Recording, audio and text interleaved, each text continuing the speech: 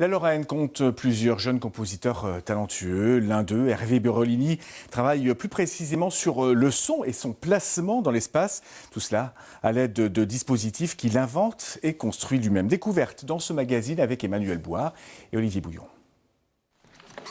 Souvent, en fait, c'est le son qui bouge à l'intérieur des haut-parleurs et qui crée en fait une géographie du son, qui crée un espace.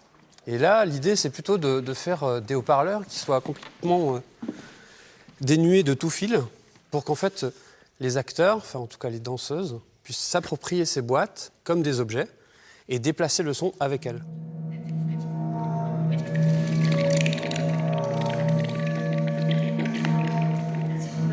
Pour moi, la mise en jeu de l'espace en fait, a une fonction primordiale. C'est pas simplement celle d'englober le spectateur, mais c'est plutôt développer maintenant un langage, être une sorte de... Le compositeur doit être, à mon sens, une sorte de metteur en scène du son aussi.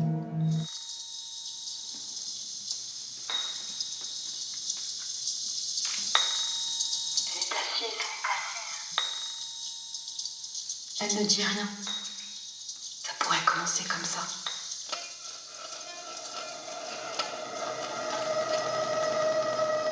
Il y a un dialogue possible entre elle et moi, c'est-à-dire voilà, je peux maintenir comme ça un mot, le geler l'espace d'un moment, voilà, et puis jusqu'au moment où elle le retouche, voilà.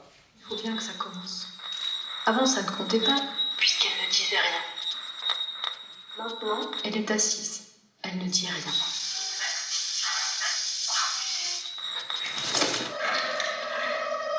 À l'intérieur de ces boîtes, en fait, qu'on appelle la balançoire, il y a un capteur à l'intérieur qui me permet d'avoir des matériaux qui vont être une sorte d'amplificateur de gestes. C'est-à-dire que quand on frotte là-dessus, tout à coup, ça devient comme si c'était une peau très sensible et que tout à coup, il y a une matière en lien avec cette peau qui se déploie dans l'espace.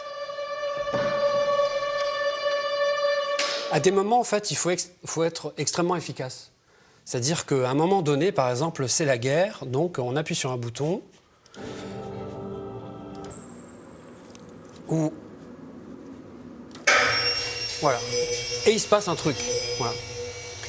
Et ça, c'est très écrit, et on a l'efficacité en fait, de l'écriture, c'est-à-dire de la pièce qui ne va pas bouger d'un iota, etc.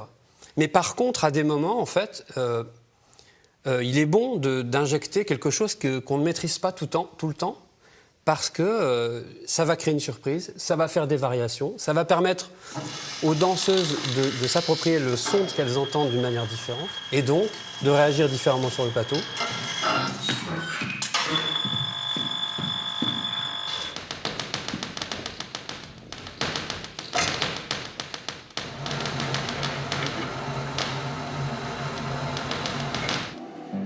Je considère que quand même la place principale ici doit être occupée par des corps qui dansent.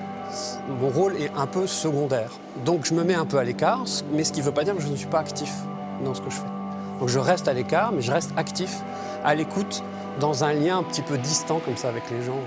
C'est comme si ma présence était transférée sur scène, mais que j'étais une sorte d'homme invisible.